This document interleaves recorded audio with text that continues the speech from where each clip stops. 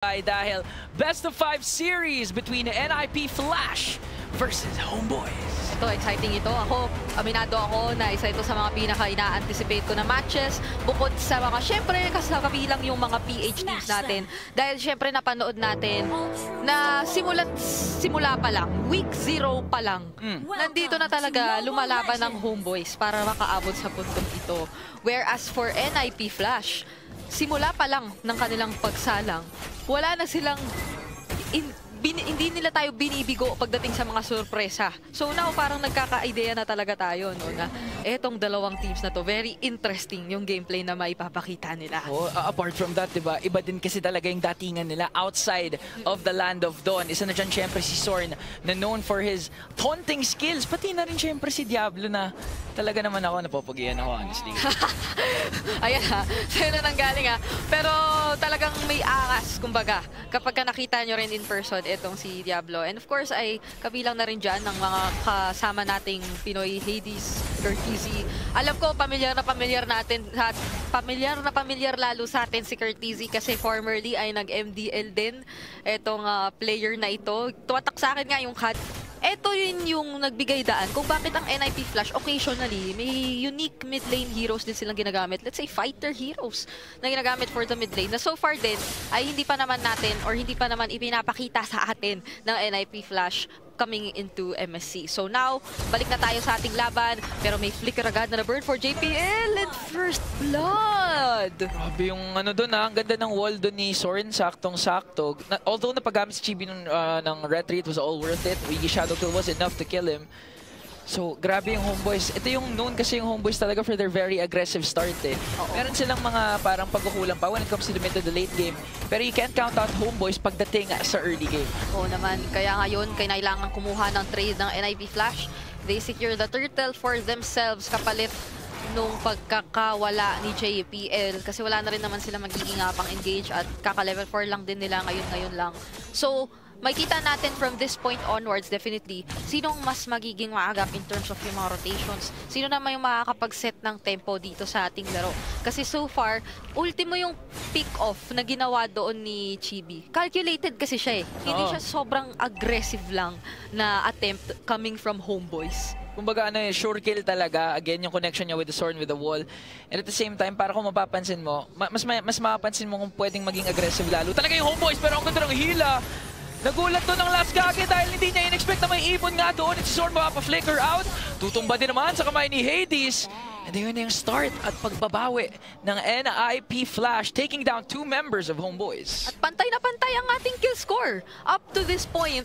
Kaya maganda pa rin ang ating mga nakikita ng palitan. Balikan natin ang STC replay na maganda nga yung naging abang doon ni Hades as you've mentioned. Pero merong counter na wild charge naman na naipakita roon si Sorn. Pero nagkaroon ng pagkabitin na rin eh sa magiging follow-up or doon sa mga magiging iba pang sources of damage. Kasi nga ang unang nawala ay yung sinasabi pa nating source of damage na yun, which is si Udil.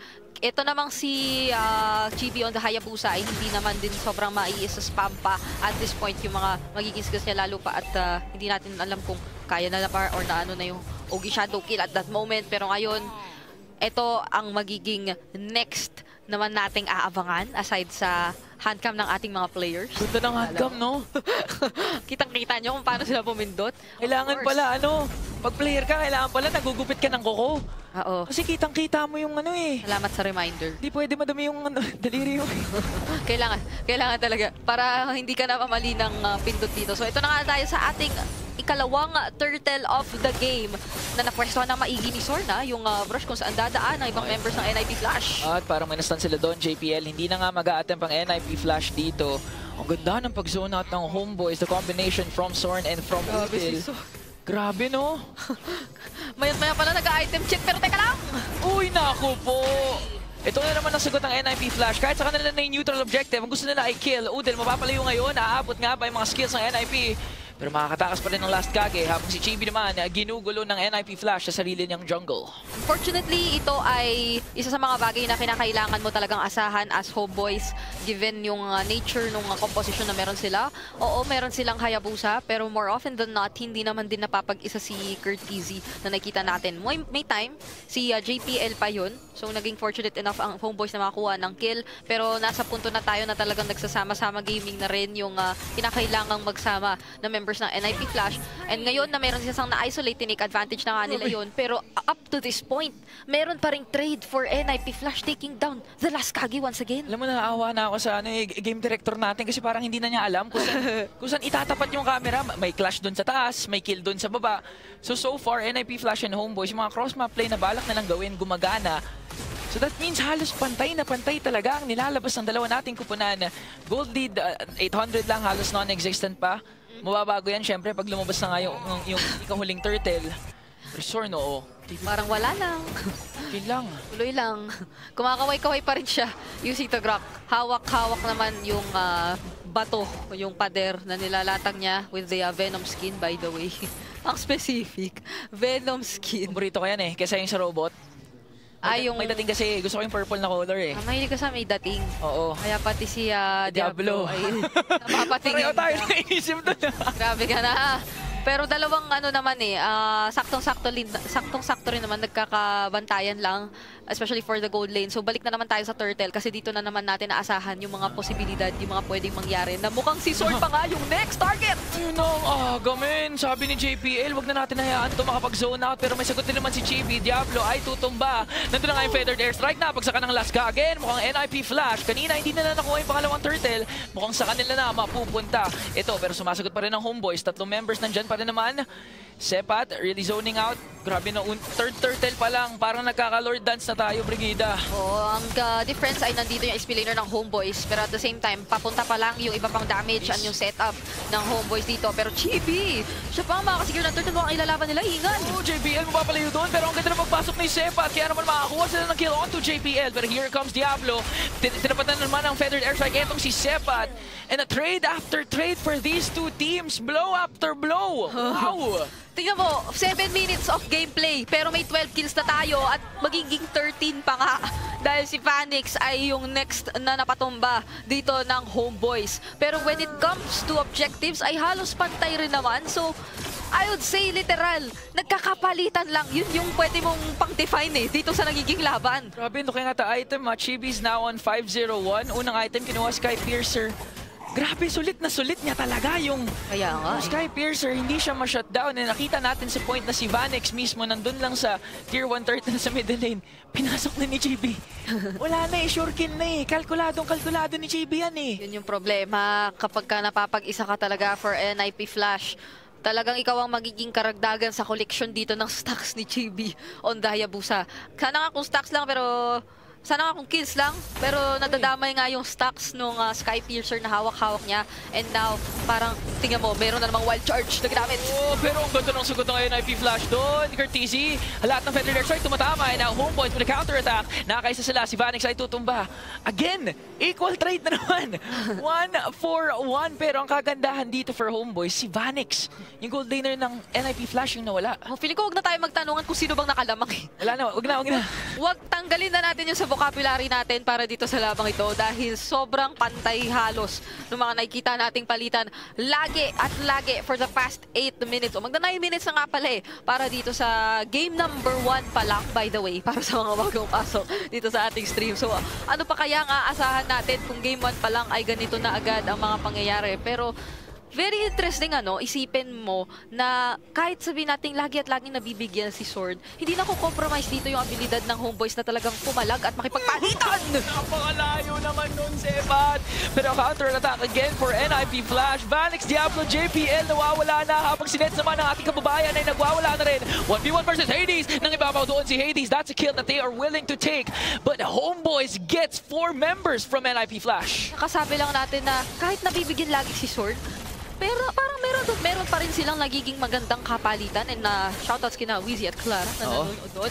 Pero ang difference na nakita natin this time, is that ang Homeboys yung pumiling mag-engage. So yun pala yung threat ng Homeboys kapag ka sila naman ang nagsabi na sige kami ang mag-initiate. Tapos halos ma-wipe out na doon yung mga miyembro dito ng NIP Flash na kung babalikan natin sa ating STC replay, sabi mo nga ang layo nung naging hugot dito ni Sepat. Yun yung pinakamalalim na hugot na nakita natin o na mababalikan natin. Kaya naman papalakpak talaga si Coach Nobody kapag ka nakita niya yun. Masaya sila pero si Zorn ngayon ang nahila. That's 2 ultimates committed to just take down Zorn. Kaya naman ni NIP Flash, alam nila kuling ang kanilang resources. Si Vanix lang halos ang may ultimate dito. So Homeboys, they can actually go and engage. Pero sakto! Nastun doon si JB, makakalayo din naman. Pero ang problema, merong Lord kasi yung Homeboys. Kailangan nilang depensa nito. Whereas ang Homeboys ay mukhang hindi nga masyadong papakialaman yung na-secure nila kasi ang talagang minamata nila ay makuha yung mid lane turrets dito ng NIP Flash. Kasi alam naman natin, mid lane turrets yung pinaka-importanteng pwede mong makuha kung gusto mo na talaga ng all-out map control kontra sa inyong mga kalaban. So magiging madali lang din naman for NIP Flash na i-clear or i-take down yung Lord na yon, level 1 Lord, pero hindi na nila maiiwasan yung dami ng objectives na secure ng Homeboys. O kumbaga dito pa lang natin malalaman yung totoong kalamangan dahil si Zorn na naman, Wild Short, dalawa ang tatamaan. That's 1 member down, JPL. Hades ba, mahabol nga nila, hindi na ata, makakatakas. Grabe yung aggression na pinapakita ni Zorn with the Grak. Gusto ko na maglakad sa bush, pero magugulat ka na lang na hindi pa nga Wild Charge agad, parang ano siya, nag 2 steps siya bago niya piniling gamitin talaga. So parang mabibigla ka na lang talaga kung ikaw yung NIP Flash, and now ay mukhang isa-isa nang nauubos ang kanilang mga outer turrets, and nasa punto na tayo na kahit sabihin natin ganito lang yung gold lead na meron at hinahawakan ang Homeboys, tignan mo na lang kung gaano kataas yung kanilang peak of potential mamaya kapag may nahanap sila. Yung kanilang abilidad na ma-burst down dito at umubos ng kalaban. Ayan na nga, kakasabi ko pa lang. Tingnan mo naman si GB, kinapos lang ng kaunti. Pero tingnan mo kasi 903 na yung KDA niyan na naka-Sky Piercer pa, di ba? Oo, so kung i-calculate mo yan, ayoko na i-calculate pero mataas na yung threshold. Ikaw nga yung damage dealt niya, oh. Oh, tinan mo, 47,000 for this Hayabusa. Literal na snowball kahit napakainit ng panahon dito sa Riyadh. Grabe yung pinapakita again ng Homeboys. And tama ka nga, sa pick of potential na meron sa kanila ngayon, sobrang taas. Kaya kahit minsan nung una pinupuruan si Zorn, walang pa kayong Homeboys kasi Okay may lang. Sepat pa naman eh. Okay lang. Pwede mag-I'm offended. And even Udil, yung mga Mystic Fields na parating sobrang clutch, tumatama halos sa lahat.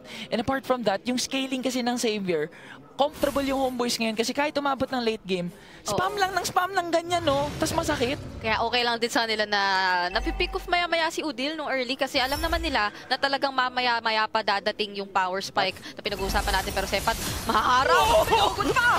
So, grabe yung layering of skills doon ng Homeboys. Mapapalayo ngayon ng NIP Flash at ang unang tutumbahay si JPL. Nagwawala na atin dito si JP with a wiggy shadow kill. Si Sepat, hindi tinataktan si Curtisi. Double kill, triple kill, apat ang nawala. Is that gonna be a maniac? Pero kinuha ni Sepat yung kill na iyon. And it looks like this game number 1 is gonna be over dahil si Vanix na lamang ang natitira for NIP Flash. Nahabol nila ito. Meron pa naman siya nagamit, pero tignan mo naman, may outplay potential pa nga yata with the Diamond Force. GB, the shutdown siya rito ni Vanix at hanggang ngayon ay nakatayo pa din. Mukhang makakadepensa pa nga ang goal laner ng NIP Flash. Outplay from Vanix. Made sure na enough yung time bot para makabawi ang NIP Flash doon. I mean, that was against 4 or 5 members of Homeboys. Kinaya ni Vanix. Nag-cooldown eh, umabot eh. Oo. Nandoon yung paghabol na rin ng Homeboys. Kasi nga naman, isa na lang kinakailangan, tapos pwede mo nang dire-diretsuin yun given yung death timers, pero that was enough time. Pero wild charge na naman! Pumasok na naman dito, sinahabol si JPL. Tutumba na nga ang ibon doon. Nazaman force for Vanix. Pero parang napalibiroon dito si Nets. Control ng NIP Flash. Ang Lord penalty Zorn with the TP plus the Lord steal. Homeboys ayaw talaga umuwi ngayon as they secure plus the kill onto Hades. Zorn na kumakaway-kaway! Ngayon naman, yung bato, yung winawagayway! At yung mga recalls ay nariyan na dahil nakikita at narama natin yung pressure na naibibigay ng Homeboys. Yung kumpiyansa nila na kahit nagsi-shutdown na yung mga members nila, meron at meron pa ring magiging reliable na player na nakaagaw pa ng objective. 10 seconds in bago mabuhay si Hades. At yung Lord nandito na nga, Sepat. Once again, nahuli si JPL. Kaja not having a good time for game number 1. Para si Diablo pumasok with a final slash. Sword once again with a wild charge. Unti-unti nang tumutuba ang NIP Flash. Dalawang member ang mawawala. Pati naman si Nets. Madedepensahan pa kaya ng NIP ito? Dahil naka-triple kill na nga doon si Sepat. Si Sword leading the charge. Pero matutupa siya with his immortality. And it's a wipeout dahil Homeboys takes game number 1. The Lord Steel coming in from Sword.